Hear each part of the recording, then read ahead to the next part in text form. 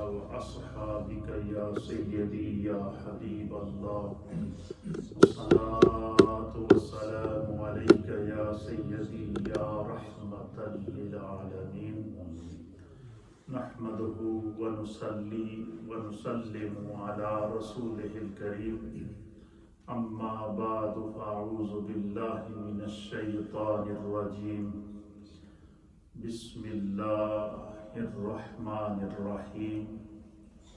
وَإِن تُبْدُوا مَا فِي أَنفُسِكُمْ أَوْ تُخْفُوهُ يُحَاسِبْكُم بِهِ اللَّهُ.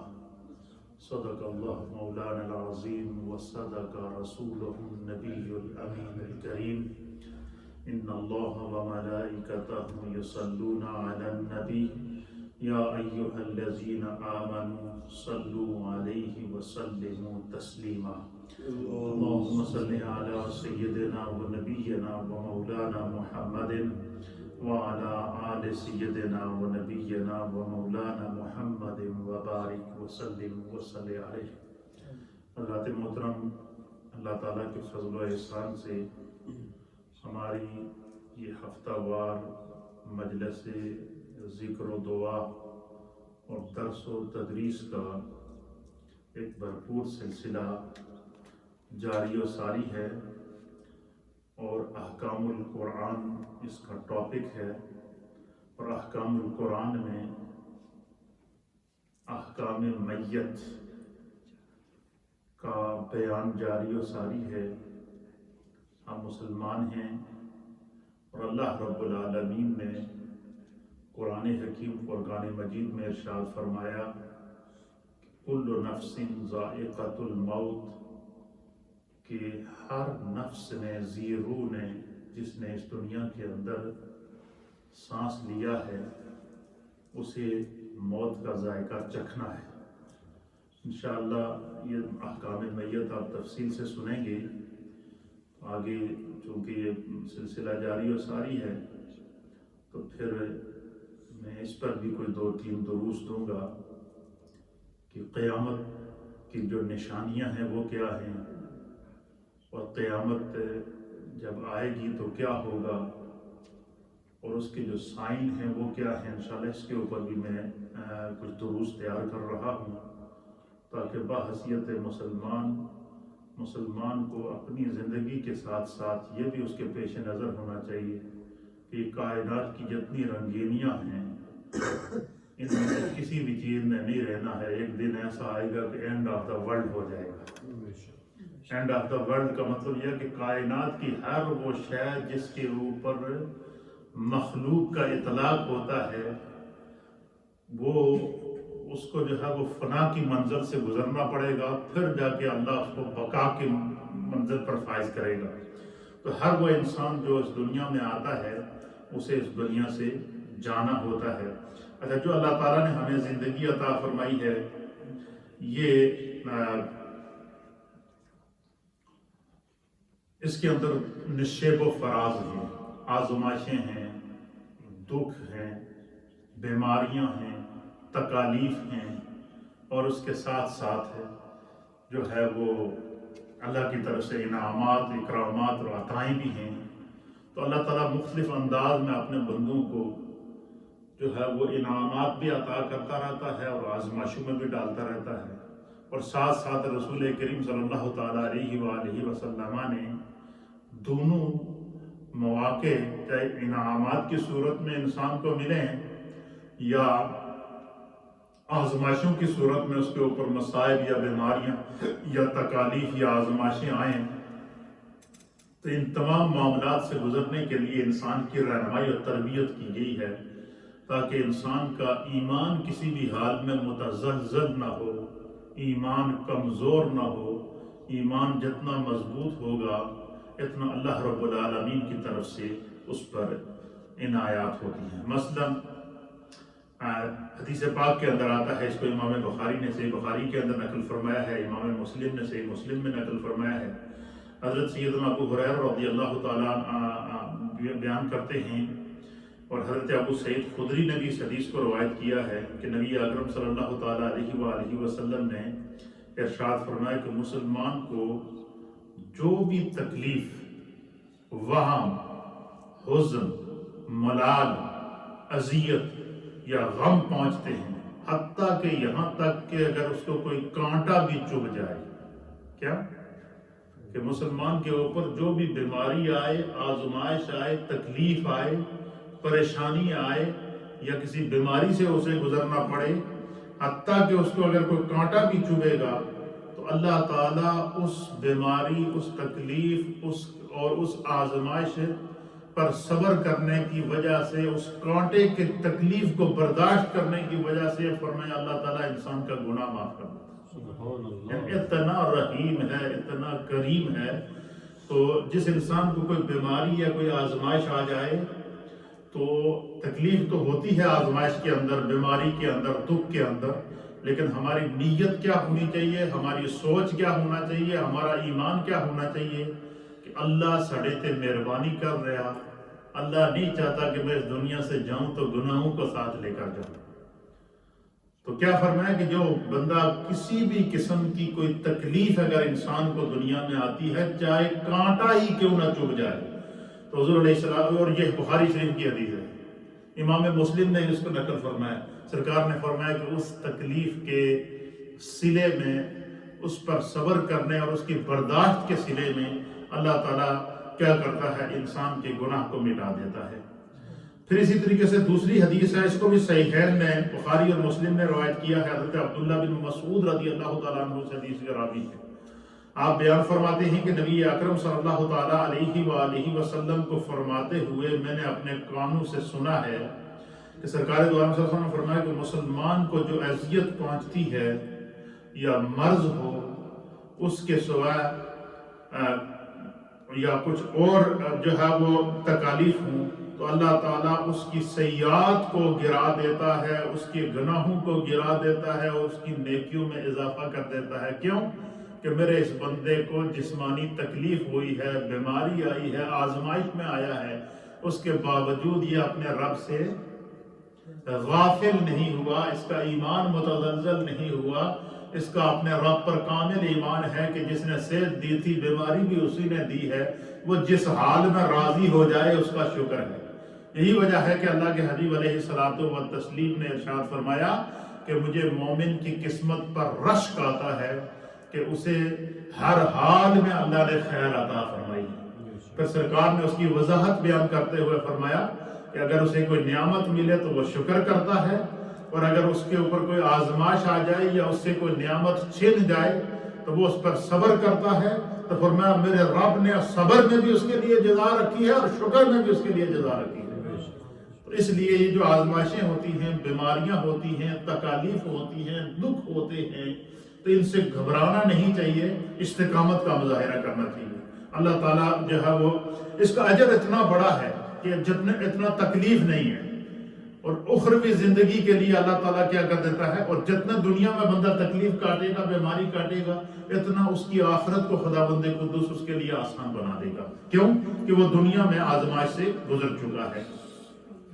پھر ایک تیسری حدیث ہے، اس کو حضرت جابر رضی اللہ تعالیٰ عنہ، یہ میں احادیث اس لیے بیان کر رہا ہوں کہ تاکہ ہمارا ذہن تیار ہو جائے کہ ہم میں سے کسی نے بھی اس دنیا میں رہنا نہیں ہے، اس دنیا کو ہم نے چھوڑ جانا ہے، اور ہم میں سے ہر ایک نے اپنے اعمال کے ذریعے اور اپنے ایمان کے ذریعے اپنی آخرت کی حفاظت کرنی ہے۔ تو اس سے عقیدہ بھی مضبوط ہوتا ہے، ایمان بھی مضبوط ہوتا ہے، اور انسان کا جو خاتمہ ہوتا ہے وہ صحیح ہوتا ہے۔ نبی علیہ الصلوۃ والسلام حضرت جابر رضی اللہ تعالیٰ عنہ بیان کرتے ہیں کہ حضور صلی اللہ تعالیٰ علیہ وسلم ام سائب کے پاس تشریف لے گئے اور فرمایا کہ تجھے کیا ہوا؟ وہ کانپ رہی تھی، بیمار تھی، صحابیہ تھی حضرت ام سائب رضی اللہ تعالیٰ عنہ، وہ کانپ رہی تھی۔ عرض کیا کہ بہت شدید بخار ہے، سردی لگ رہی ہے، اور انہوں نے اس بخار کو برا بھلا کہا۔ انہوں نے کہا اس بخار نے، جس طرح لوگ کہتے ہیں نا، اس بخار نے میری بڑی جان تنگ کی تھی ہے، اور اس بخار نے میں تباہ کر دیتا، یا فلاں بیماری نے میں بڑا تنگ کیا۔ تو ان کو حضرت ام صاحب کو بخار تھا، کانپ رہی تھی، تو انہوں نے بخار کو برا بھلا کہا. نبی پاک صلی اللہ علیہ وسلم نے کہا کہ مجھے سخت بخار ہے اور اس بخار کا کچھ نہ رہے, اس نے جو ہے وہ مجھے بالکل جو ہے وہ کمزور کر دیا. تو نبی علیہ الصلوۃ والسلام نے حضرت ام صائب سے فرمایا کہ بخار کو برا نہ کہو. کیا فرمایا؟ کہ بخار کو, اس بخار سے مراد یہ کہ کسی بھی قسم کی کوئی بیماری ہو. اس طریقے سے قربانی کے ایک جانور کا ذکر کیا, اس سے مراد دوسرے جانور بھی ہوتے ہیں. اسی طریقے سے کوئی بھی کسی ایک بیماری کا اگر ذکر ہے تو وہ بطور تمثیل ہوتا ہے, بطور مثال ہوتا ہے. اس کا معنی شریعت کے اندر یہ ہوتا ہے کہ کسی بھی قسم کی کوئی تکلیف آ جائے, کسی بھی قسم کی کوئی بیماری لاحق ہو جائے تو فرمایا کہ اس کو برا نہ کہو. وہ آدمی کی خطاؤں کو اس طرح دور کر دیتا ہے جیسے بھٹی لوہے کے میل کچیل کو دور کر کے پاک کر دیتی ہے. فرمایا کہ جس انسان کو بخار ہو وہ سمجھ لے کہ خداوند قدوس نے اس پر کرم کر دیا کہ اس بخار کے سلے میں اللہ اس کے گناہوں کو جلا دے گا, اللہ اس کے گناہوں کو مٹا دے گا. حضور علیہ السلام نے فرمایا کہ بخار کو برا نہ کہو, اللہ سے استغفار کرو, شفا کی دعا کرو اور یہ دعا کرو کہ اللہ اس تکلیف کے سلے میں میرے گناہوں کو معاف کر دے, میری تکلیف کو, میری آزمائش کو دور کر دے. ابن ماجہ شریف کی حدیث ہے, اس کو امام بخاری نے بھی نقل فرمایا ہے. حضرت انس بن مالک رضی اللہ تعالیٰ عنہ اس حدیث کے مروی ہیں. آپ فرماتے ہیں کہ نبی علیہ الصلوۃ والسلام نے فرمایا کہ اللہ عز و جل فرماتا ہے کہ جب اپنے بندے کی آنکھوں میں تکلیف ہو اور پھر وہ صبر کرے, اور آنکھوں کے بدلے اللہ رب وہ صبر کرے اور آنکھوں میں تکلیف کو برداشت کر لے, تو خداوند قدوس ان آنکھوں کی تکلیف کے بدلے میں اس کو جنت عطا فرمائے. یہ اللہ تعالیٰ کی طرف سے آزمائشیں ہوتی ہیں. ہر حال میں انسان کو کیا کرنا چاہیے؟ اس کا صبر کرنا چاہیے, دفاع کرنا چاہیے. پھر اسی طریقے سے ام المومنین سیدہ عائشہ صدیقہ رضی اللہ تعالی عنہا فرماتی ہیں کہ جب قرآن حکیم فرقان مجید کی سورہ بقرہ کی آیت نمبر 284 نازل ہوئی, سورہ بقرہ کی آیت نمبر 284 نازل ہوئی, جس میں اللہ تعالیٰ نے ارشاد فرمایا کہ ان تبدوا ما فی انفسکم او تخفوہ یحاسبکم بہ اللہ. حضور علیہ السلام نے ارشاد فرمایا کہ جو بھی فرمایا کہ جو تمہارے نفس میں ہے, وَإِن تُبْدُوا فِي أَنفُسِكُمْ, جو بھی تم سوچتے ہو, کیا کرتے ہو, جو بھی انسان اپنے دماغ کے اندر, دیکھیں ایک وقت میں دماغ کے اندر کتنی سوچیں آتی ہیں. کبھی بندہ بچوں کے بارے میں سوچتا ہے, کبھی فیوچر کے بارے میں سوچتا ہے, کبھی جاب کے بارے میں سوچتا ہے, کبھی کسی دوسرے کے بارے میں سوچتا ہے, کبھی وہ کسی نہ کسی, کبھی دماغ کے اندر گناہوں کا دور دورہ ہوتا ہے, نفس کے اوپر شیطان کا قبضہ ہوتا ہے, تو انسان بری سوچیں آ جاتی ہیں. تو اللہ کے حبیب علیہ الصلوۃ والسلام نے فرمایا کہ اپنی سوچوں کو بھی پاک رکھو. کیا کرو؟ فرمایا بظاہر تو انسان کہ ارادہ گناہ کے اوپر اس وقت تک معافی ہے کہ جب تک کہ وہ گناہ نہ کرے, لیکن فرمایا یہ تو عام انسان کے لیے ہے, جو یہ وہ علم ہے جو فرشتوں سے بھی اللہ نے مخفی رکھا ہے. لیکن فرمایا کہ ایک علم بندہ مومن کو یہ ہونا چاہیے کہ میرے دماغ میں جو سوچ آ رہی ہے وہ میرا رب تو دیکھ رہا ہے نا, وہ میرا رب اس سوچ کو سن رہا ہے.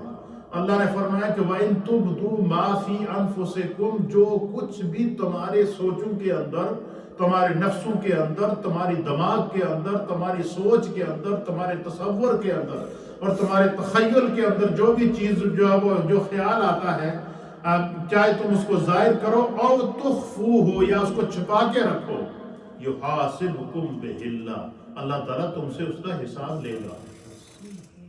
اللہ سے وہ سوچ نہیں. اسی طریقے سے حدیث پاک کے اندر آتا ہے کہ ایک انسان ہے جو بظاہر جب بندہ نماز پڑھتا ہے تو نماز پڑھتے ہوئے نظر آتا ہے, تلاوت کرتا ہے تلاوت کرتے ہوئے نظر آتا ہے, حج کرتا ہے حج کرتے ہوئے نظر آتا ہے. لیکن کچھ ایسے بھی اللہ کے بندے ہوتے ہیں, چلتے پھرتے اٹھتے بیٹھتے, دل کے اندر, سوچ کے اندر, تصور کے اندر ان کا ذکر چل رہا ہوتا ہے. سبحان اللہ والحمدللہ استغفر اللہ اللہ اکبر ولا حول ولا قوت الا باللہ العلی العظیم. اچھا, یہ وہ جو سوچ کے ذریعے انسان ذکر کرتا ہے یا سوچ کے ذریعے انسان نیکی کرتا ہے, تو اللہ کے حبیب علیہ السلام نے فرمایا کہ جس وقت بندہ فوت ہو جاتا ہے تو فرشتے اس کے حساب و کتاب کا دفتر کلوز کرتے ہیں، نیکیوں کا رجسٹر بھی لے لیتے ہیں، گناہوں کا رجسٹر بھی لے لیتے ہیں اور میزان عدل کے اوپر پیش کر دیتے ہیں۔ جب ساری اس کی نیکیاں اور گناہ جمع ہو جاتے ہیں تو اللہ کے حبیب فرماتے ہیں کہ اللہ تعالیٰ فرشتوں سے پوچھتا ہے کہ میرے نہ بندیاں دی کوئی اور چیز تو تھوڑے وہ تو نہیں ہے؟ تو فرشتے عرض کریں گے یا بار الہ، جو کچھ ہم نے دیکھا وہ ہم نے لکھ دیا ہے، نیکی کی صورت میں بھی گناہ کی صورت میں بھی۔ پھر نبی پاک فرماتے ہیں کہ پھر اللہ کی طرف سے ایک فہرست آئے گی۔ کیا آئے گی؟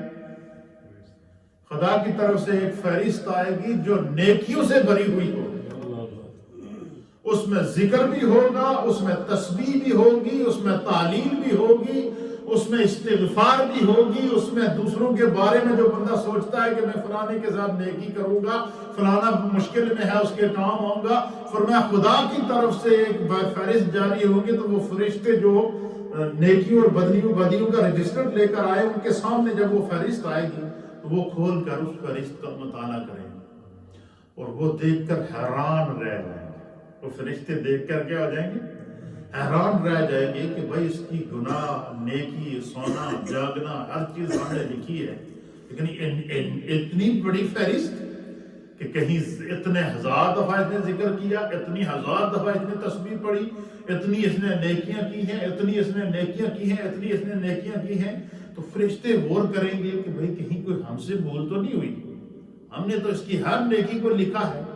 پھر نبی پاک نے فرمایا کہ فرشتے اللہ کی بارگاہ میں سوال کریں گے کہ بارے الہ، ہم نے اس کی خلوت کو بھی دیکھا ہے، جلوت کو بھی دیکھا ہے، تنہائی کو بھی دیکھا ہے، اجتماعی زندگی کو بھی دیکھا ہے، انفرادی زندگی کو بھی دیکھا ہے، اس کی عبادات کا بھی مشاہدہ کیا ہے، اس کی تلاوت قرآن کا بھی مشاہدہ کیا ہے، اس کے گناہوں اور نیکیوں کی ہر ایک چیز کو ہم نے لکھا ہے۔ اے اللہ، یہ جو اتنی بڑی نیکیوں کی فہرست جو تیری طرف سے آئی ہے، تیری بارگاہ سے، یہ نیکیاں ہم نے نہیں دیکھی ہیں، اے اللہ اس نے یہ نیکیاں کب کی ہیں؟ تو اللہ کے حبیب فرماتے ہیں کہ اللہ کی طرف سے جواب آئے گا کہ میرے فرشتوں، یہ میرے بندے کا وہ ذکر ہے، میرے بندے کی وہ نیکیاں ہیں جو سوچتا تھا، جو اس کے دماغ کے اندر صرف سوچ آئی تھی، اس کا ابھی اس نے اظہار نہیں کیا تھا، لیکن جیسے ہی دماغ میں سوچ آئی تو اللہ تو ہماری سوچوں سے بھی زیادہ قریب ہے، اللہ ہمارے گمان سے بھی زیادہ قریب ہے، اللہ رب العالمین ہماری جو ہے وہ گمان سے بھی زیادہ قریب ہے۔ تو فرمایا کہ یہ اس بندے کے وہ ذکر ہے، وہ تسبیحات ہیں، وہ تحلیلات ہیں، وہ نیکیاں ہیں جو اس بندے نے جو ہے وہ صرف سوچ کے ذریعے دماغ میں سوچی تھی، اور یہ اس کا وہ ذکر خفی ہے جس کے اوپر اس نے صرف اپنے رب کو گواہ بنایا ہے، اس کے ذکر کے اوپر اس کا رب گواہ ہے، لہذا یہ اللہ کی طرف سے اس کی نیکیوں کی فہرست جاری کی جا رہی ہے۔ فرمایا وہ نیکیاں، وہ ذکر خفی اور وہ دماغ کے اندر پائی جانے والی پاکیزہ سوچ، وہ کیا ہوتی ہے؟ وہ اس کے لیے بخشش کا ذریعہ بنے گی۔ تو اس لیے ہمارے صوفیاء اکرام کے پاس جب تصوف کی محافل اور مجالس ہوتی ہے اور جب سلوک کی منزلیں طے کی جاتی ہیں تو صوفیاء اکرام بندے کی سوچوں پر زیادہ توجہ دیتے ہیں کہ سوچ کو پاک کرو، نیت کو پاک کرو، خیال کو پاک کرو، وسوسوں، جب خیال پاک ہوگا تو وسوسہ نہیں آئے گا، اور اسی طریقے سے جب ذہن میں وسوسے آتے ہیں، گناہ آتے ہیں تو وہ بھی اللہ کی ذات سے مخفی نہیں ہونا چاہیے۔ اس حدیث کا مطلب کیا ہوا؟ اس کا مفہوم یہ ہوا کہ بندہ بظاہر تو سوچتا ہے کہ یار میں نے غلط فلانے واسطے سوچی ہے، کسی کو پتہ تو نہیں ہے، میں خالی دل میں سوچی ہی ہے، اس کو تو پتہ نہیں، آپ کے ساتھ رہنے والوں کو بھی پتہ نہیں ہے، آپ کے دوستوں کو بھی پتہ نہیں ہے، آپ کے گھر والوں کو بھی پتہ نہیں ہے، اور لیکن یہ ایمان ہونا چاہیے کہ رب کو کوئی چیز چھپی ہوئی نہیں ہے۔ اس لیے فرمایا کہ جو خفی قسم کی نیکیاں ہوتی ہیں ان کو جو ہے وہ کبھی بھی جو ہے وہ، تو یہ 4 احادیث میں نے اس لیے کی آپ کے سامنے پیش کر دی ہیں تاکہ ہمیں کیا ہو، جو ہے وہ اس کا علم ہو۔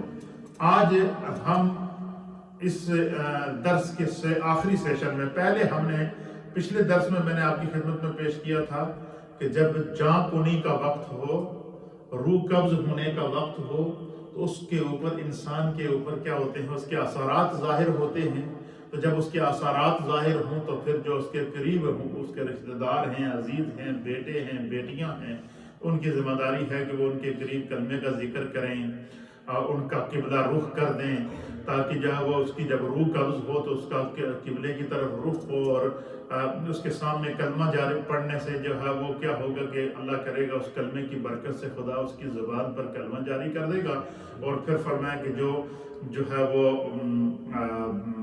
جب کلمہ جاری ہو جائے گا تو پھر وہ حالت ایمان میں جب دنیا سے بندہ جائے گا تو حضور نے فرمایا کہ انما الاعمال بالخواتیم، انسان کے اعمال کا دار و مدار اس کے خاتمے کے اوپر ہوتا ہے، اور ہمیشہ یہ دعا کرنی چاہیے کہ اللہ تعالی ہمیں ایمان والی موت عطا فرمائے۔ دنیا کا کامیاب ترین انسان وہ ہے کہ جو دنیا سے گیا تو اپنے ساتھ اپنا ایمان سلامت لے کر۔ دوستو، بزرگوں، مائیں بہنیں، سوشل میڈیا کے ذریعے ہزاروں لوگ اس پروگرام کو دیکھ رہے ہیں، ہمیں اپنی موت کی ہمیشہ تیار رہنا چاہیے۔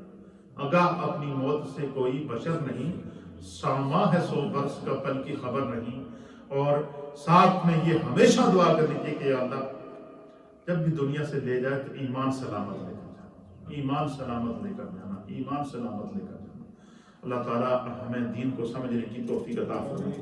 آج ہم پڑھیں گے کہ میت جب بندہ فوت ہو جاتا ہے تو جان کنی کے وقت کیا ہوتا ہے، یہ میں نے بیان کر دیا ہے۔ جب بندہ فوت ہو گیا تو پھر اس کے بعد زندوں کی یہ ذمہ داری ہے کہ وہ میت کو سب سے پہلے کیا کریں، غسل دیں، اور غسل میت کو دینا تاکہ وہ پاک ہو جائے میت، غسل دیں، پھر اس کو کفن پہنائیں، اور پھر جتنی دیر آپ اس کے قریب بیٹھ کے پڑھنا چاہیں، ذکر اذکار کرنا چاہیں، اور جب تک اس کی نماز جنازہ ہوتی تو پھر جو ہے وہ اس کے لیے ساتھ ساتھ دعائیں جاری رہیں سلسلہ۔ تو غسل دینے کا طریقہ کیا ہے میت، یہ آج ہم سمجھیں گے، اور پھر اگلا جو درس ہوگا اس میں آپ کو جو ہے وہ کفن پہنانے کا طریقہ بتاؤں گا، تاکہ میں چاہ رہا ہوں کہ یہ احکام میت جتنے بھی ہیں ان تمام کو ہم سیکھیں۔ یہ ہم میں سے ہر ایک کے لیے سیکھنا ضروری ہے، نمبر 1 بات۔ نمبر 2 بات، یہ بات یاد رکھیے گا کہ جو بھی کوئی ہمارا عزیز فوت ہو تو حکم شرع یہ ہے کہ مردوں کو مرد غسل دیں گے اور عورتوں کو عورتیں غسل دیں گے، اور یہ بھی حکم شرع ہے کہ کوشش یہ کریں کہ جو میت کے سب سے قریبی لوگ ہوں وہ میت کو کیا کریں، غسل دیں۔ ہمارے یہاں کوئی فوت ہو جائے تو لوگ ڈرتے ہیں، ڈرنا نہیں چاہیے کیونکہ ایک دن ہم نے بھی مرنا ہے۔ تو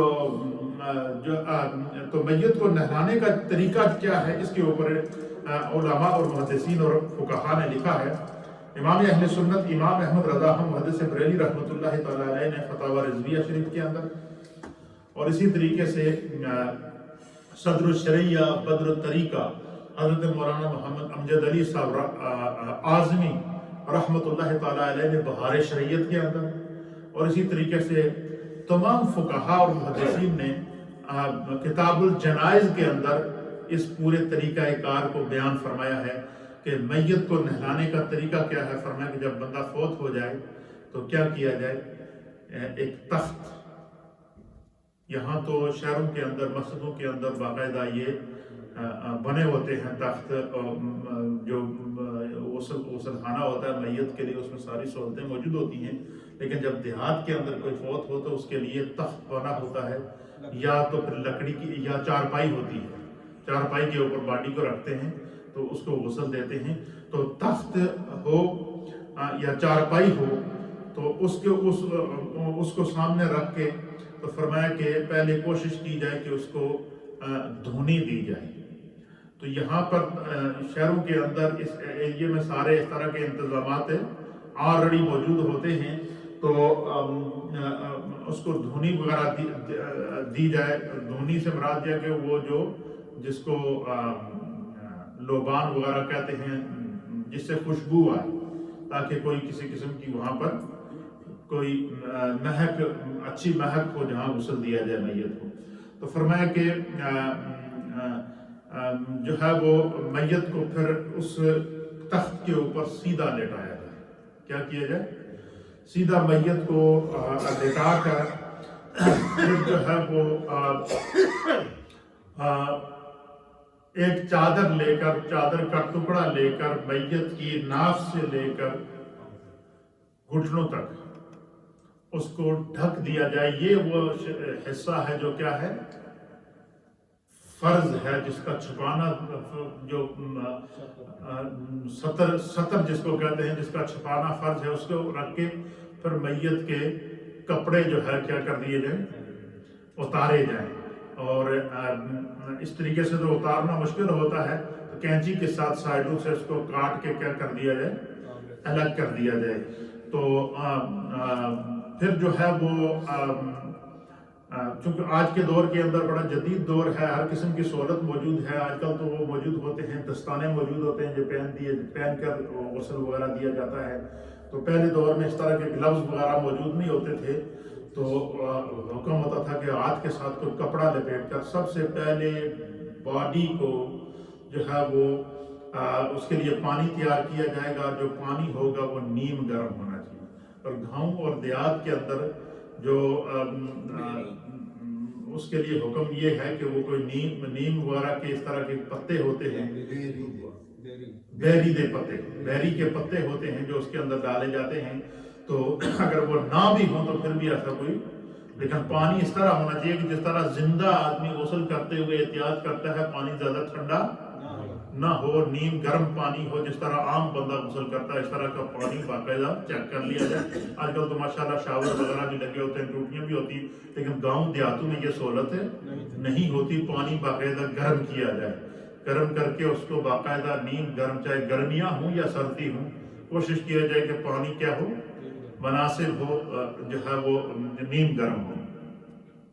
تو ہاتھوں کے ساتھ کپڑا وغیرہ لپیٹ کر یا گلوز رکھنے کے بعد سب سے پہلے میت کو استنجا کرایا جائے گا. اور استنجا کرانے کے بعد جو ہے وہ پھر جو ہے وہ میت کو پورا وضو کرایا جائے گا جس طرح نماز کا وضو ہوگا. اور روئی کا وہاں ٹکڑے موجود ہوتے ہیں، روئی کے ٹکڑے لے کر اس کو کسی چیز کے ساتھ لگا کر جو ہے وہ 3 مرتبہ روئی کو گیلا کر کے اس کے دانتوں کے اوپر اور مسوڑوں کے، منہ کے اندر پانی نہ ڈالے کیونکہ میت کے منہ سے جب پانی چلا جائے گا تو اس کو باہر نکلنا پھر کیا ہوتا ہے، مشکل ہوتا ہے، کیونکہ وہ باڈی ہوتی ہے، اب اس میں روح نہیں ہے. البتہ یہ ہے کہ اس کا منہ کھول کے اس کے اندر جو ہے وہ روئی کو گیلا کر کے 3 دفعہ اس کے مسوڑوں کے اوپر، اس کے دانتوں کے اوپر وہ مار کر کے صاف کر کی جائے. اس روئی کو اٹھا کر کیا کر دیا جائے، بن میں پھینک دیا جائے. پھر اس دوسری نئی روئی لی جائے، پھر اس کو پانی سے بھگو کر میت کے ناک کے اندر جو ہے وہ روئی مار کے ناک کو کی جائے. پھر اس کے بعد جو ہے وہ میت کا دایاں ہاتھ کونی سمیت دھویا جائے. کونی سمیت ہاتھ دھونے کے بعد میت کا چہرہ دھویا جائے. پھر اس کے سر کا مسح کیا جائے. پھر پہلے دایاں پاؤں دھویا جائے، پھر بایاں پاؤں دھویا جائے. جس طریقے سے تازہ وضو بندہ کرتا ہے، اسی طریقے سے پہلے میت کو غسل دینے سے پہلے وضو کرایا جائے.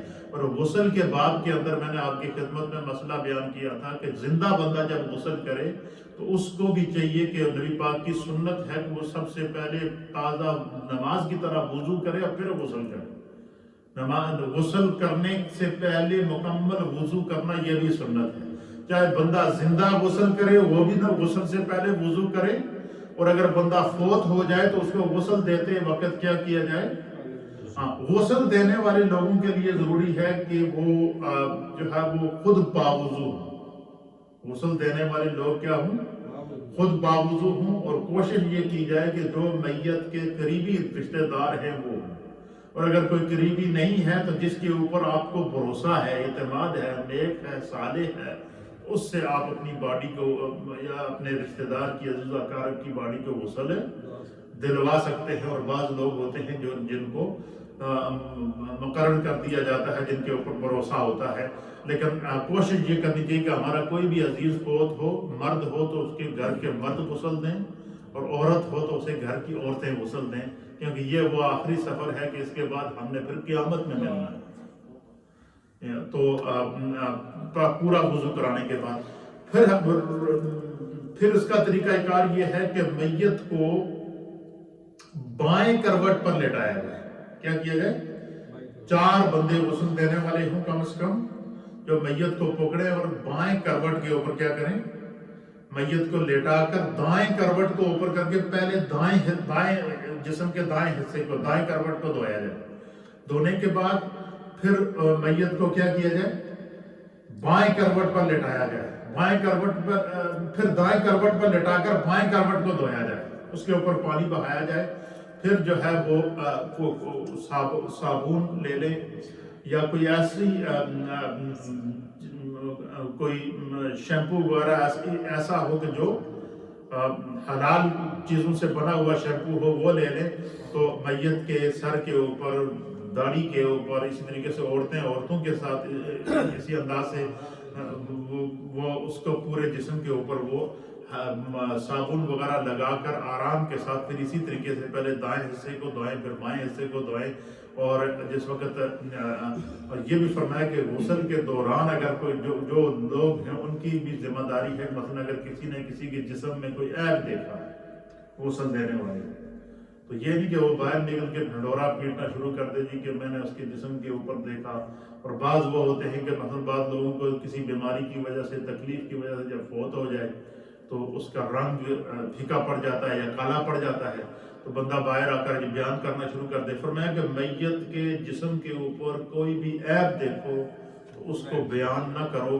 میت کے غسل کے دوران کوئی خوبی دیکھو تو اس کو بیان کرو، تاکہ پتہ چلے کہ یہ بہت ہی نیک شخص تھا، یہ دنیا سے بھی گیا اور جاتے جاتے بھی اس کی نیکیاں ظاہر ہو رہی تھیں. تو میت کا کوئی عیب دیکھو اگر، تو فرمایا کہ اس کو کیا کرو، اس کو چھپاؤ. اور میت کا اگر کوئی اچھائی دیکھو، کوئی خوبی دیکھو تو اس کو کیا کرو، بیان کرو. اور اعلیٰ حضرت امام اہل سنت فرماتے ہیں کہ اگر کوئی بد مذہب فوت ہو جائے، گستاخ فوت ہو جائے اور ساری زندگی وہ اللہ کے وہ رسول کی گستاخی کرتا رہا، تو اگر اس کی جو ہے وہ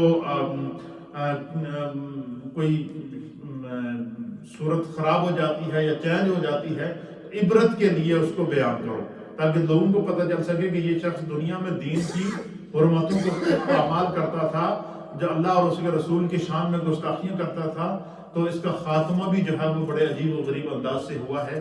تو اللہ کے حبیب علیہ الصلوۃ والسلام نے فرمایا کہ میت کو غسل دیتے وقت کسی بھی قسم کا کوئی جو ہے وہ کوئی چیز دیکھو، کوئی عیب دیکھو تو اس کو بیان نہ کرو، اور اس کی کوئی اچھائی دیکھو تو اس کو بیان کرو. اور فرمایا کہ میت کو غسل جو ہے وہ نہلانے والا شخص جو ہے وہ پاک ہونا چاہیے. اس پر ایسا بعض لوگ ہوتے ہیں کہ ایسا نہ کہ بندے پر خود غسل فرض ہو اور گیا میت کو غسل دینے کے لیے.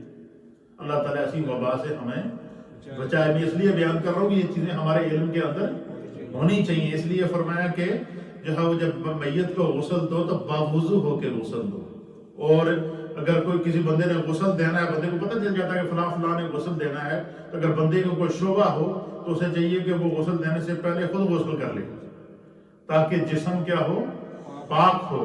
تو نہلانے والا جو ہے وہ جنبی نہ ہو، یعنی اس پر غسل فرض نہ ہو اور بے وضو نہ ہو، اس کو باوضو ہو کر غسل دینا چاہیے.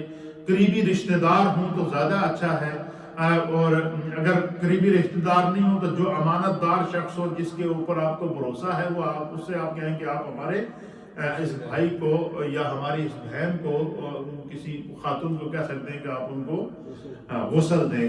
تو یہ غسل دینے کا پورا طریقہ ہے اور بالکل ایزی ہے، بالکل ایزی ہے. کیا کہ جس طرح آدمی وضو کرتا ہے اس طرح غسل کرایا جائے. تو پہلے بائیں کروٹ پر لٹا کر پہلے دائیں کروٹ کو دھویا جائے، پورے جسم کو اوپر سے نیچے تک پانی بہا کر. پھر جو ہے وہ فرمایا کہ غسل کے دوران 1-2 بندے میت کو کیا کریں، پیچھے سے ہاتھ رکھیں اور ایک ہاتھ میت کے پیٹ پر رکھیں اور ایک ہاتھ پیچھے پیٹھ کے اوپر رکھ کے ہلکا سا میت کو بٹھائیں. کیا کریں، اس طریقے سے ہلکا سا بٹھائیں تاکہ اس کے پیٹ کے اندر اگر کسی بھی قسم کے کوئی ذرات ہوں یا کوئی ایسے پیشاب کے قطرے اٹکے ہوئے ہوں تو وہ اس طرح کرنے سے وہ کیا ہو جائیں گے، وہ باہر نکل جائیں گے. تو پھر آرام سے اس کو باڈی کو نیچے رکھ دیا جائے. یہ میت کا غسل دینے کا بڑا ہی آسان طریقہ ہے. پھر اسی طریقے سے جو ہے وہ دائیں کروٹ پر لٹا کر بائیں کروٹ کو دعا 1 دفعہ میت کے پورے جسم پر پانی بہانا یہ فرض ہے. کیا ہے؟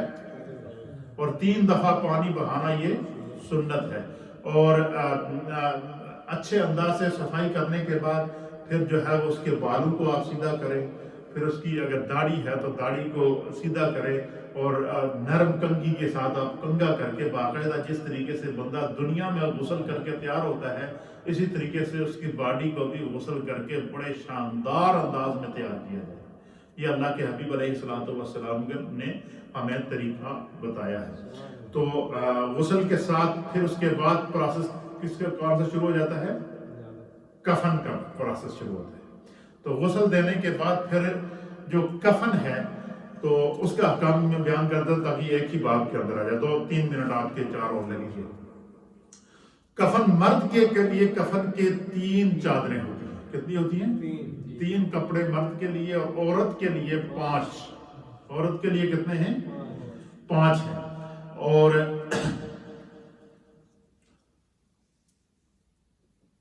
پہلا جو مرد کے لیے پہلی جو بڑی چادر ہوتی ہے وہ انسان کے جسم جو قد ہے اس کے برابر چادر اس سے تھوڑی سی لمبی ہونی چاہیے تاکہ جس وقت اس کا چادر کے اندر باڈی کو لپیٹا جائے تو ہم اس کو اوپر سے بھی باندھ لیں اور پاؤں سے بھی باندھ لیں. تو اس کو شریعت کے اندر لفافہ کہتے ہیں. بڑی چادر کیا ہوتی ہے؟ بڑی چادر. پھر اس کے بعد چھوٹی چادر جس کو ازار بند کہتے ہیں. کیا کہتے ہیں؟ ازار کہتے ہیں. اور اس کے بعد جو ہے وہ قمیص اور جو اور پہلے بڑی چادر بچھائی جائے. پھر اسی طریقے سے جو وہ 3 چھوٹے چھوٹے کپڑے جو ہے وہ رسیوں کی طرح کاٹیں گے. ایک کو کفن کے مڈل میں رکھیں گے تاکہ جس وقت چادر لپیٹی جائے تو اوپر سے کیا کر دیا جائے، اس کو باندھ دیا جائے. اور ایک کو سر کی طرف رکھیں گے جب اوپر سے کفن کلوز کیا جائے تو باندھا جائے. اور ایک کو پاؤں کی طرف رکھیں گے تاکہ اوپر سے جب رکھا جائے تو پاؤں کو جب کلوز کیا جائے تو باندھا جائے. تو اس طریقے سے پہلے بڑی چادر بچھائیں گے، اس کے اوپر چھوٹی چادر بچھائیں گے. قمیض کا باقاعدہ سائڈ سے گلا کٹا ہوتا ہے اور وہ اس کے اوپر بچھائیں گے. پھر میت کو جو ہے وہ جب غسل کمپلیٹ ہو گیا تو بڑے آرام کے ساتھ تولیہ لے کر نرم ہاتھوں کے ساتھ اس کا پانی خشک کیا جائے. خشک کرنے کے بعد جو ہے وہ جو پردے والی چادر ہے اس کے اوپر دوسری چادر ڈال کر، خشک چادر ڈال کر جو گلی چادر ہے وہ بھی کیا کر دی جائے، نکال دی جائے. نکالنے کے بعد بڑے آرام سے سیدھا میت کو اٹھا کر باکس کے اندر یا پھٹے کے اوپر جہاں کفن رکھا ہوا ہے اس کے اوپر جو ہے وہ رکھ دیا جائے. اور رکھنے کے بعد پھر جو ہے وہ کیا کریں، پھر جو ہے وہ سب سے پہلے جو ہے وہ جب باڈی کو آپ رکھیں گے تو جو اس کی قمیص ہے وہ اس کے اوپر سے ڈال کر جب نیچے آئے گی، گلا بیچ میں بنا ہوگا، کٹا ہوتا ہے. اور سفید کفن کا پہننا یہ سنت ہے. نبی پاک صلی اللہ علیہ وسلم نے فرمایا کہ اپنے مردوں کو، چاہے وہ عورتیں ہوں یا مرد ہوں، ان کو سفید کفن پہنائے. فرمایا یہ جنتی لباس ہے. یہ کیا ہے؟ جنتی لباس ہے. تو وہاں اگر کوئی مجبوری ہے، کہیں سے کوئی سفید کپڑا نہیں ملا، وہ ایک الگ صورت ہے. لیکن سفید کپڑے میں میت کو کفن دینا یہ سنت ہے. تو جب وہ قمیض پہنا دی جائے گی تو نیچے تک قمیض گھٹنوں تک چلی جائے گی. تو پھر کیا ہو جائے گا، پھر یہ سمجھ لیں کہ اس کے اوپر جو ہے وہ پردہ آ جائے گا. پھر جو ہے وہ پہلے ازار کو لپیٹا جائے گا. پہلے کیا کر کے جو ہے وہ اس انداز سے اس کو لپیٹیں گے کہ جو ہے وہ پہلے بائیں طرف سے پھر اوپر سے دائیں طرف سے آنے کے بعد پھر کیا ہو، پھر اسی طریقے سے نیچے والی چادر کو اس کے اوپر لپیٹ دیا جائے. پھر جو مڈل میں جو رسی ہے اس کو باندھ دیا جائے، پھر اوپر والی کو باندھ دیا جائے. اسی طریقے سے میت کا جو رخ ہے قبلے کی طرف کر دیا جائے. اور کفن پہنانے سے پہلے میت کو خوشبو وغیرہ، عطر وغیرہ لگا دی جائے تاکہ اس سے جو ہے وہ خوشبو وغیرہ. اسی طریقے سے عورت کا جو ہے، عورت کے 2 کپڑے جو ہے وہ فالتو ہوتے ہیں. ایک اس کا سینہ بند ہوتا ہے اور ایک اس کی اوڑھنی ہوتی ہے. اب اس سے ہماری ان ماؤں بہنوں کو اندازہ لگانا چاہیے کہ جب کوئی عورت فوت ہو جائے تو اس کے بھی کفن کے 5 کپڑے رکھے گئے ہیں. تو جو ہماری مائیں بہنیں جو آزاد طرز کی ہیں اور ننگے سر گھومتی رہتی ہیں تو ان کو اس چیز کا خیال کرنا چاہیے کہ جب دنیا سے جائیں تو اس کے لیے بھی حکم ہے کہ پردے کے ساتھ دنیا سے بھیجا جائے. تو اللہ تعالیٰ ہمیں دین کو سمجھنے کی توفیق عطا فرمائے. آج ہم نے غسل اور کفن دینے کا طریقہ سیکھا ہے. مجھے امید ہے کہ کوئی ایسی چیز جو آپ کے ذہن میں آئے کہ بھائی جو ہے وہ یہ اس طرح نہیں ہوتا، آپ سمجھ گئے نا غسل دینے کا طریقہ، کفن پہنانے کا طریقہ. یہ بالکل ایزی اور بالکل آسان ہے. مزید جو ہے وہ اگر آپ سمجھنا چاہیں تو جب بھی کوئی یہاں باڈی آتی ہے تو آپ یہاں آ جائیں، میں آپ کو مزید جو ہے وہ پریکٹیکل کر کے بھی آپ کو سمجھا دوں گا. اللہ تعالیٰ ہمیں دین کو سمجھنے کی توفیق عطا فرمائے. احکام میت میں غسل اور پھر اس کے بعد تدفین کا طریقہ، نماز جنازہ، اس پر انشاءاللہ اگلی محفل میں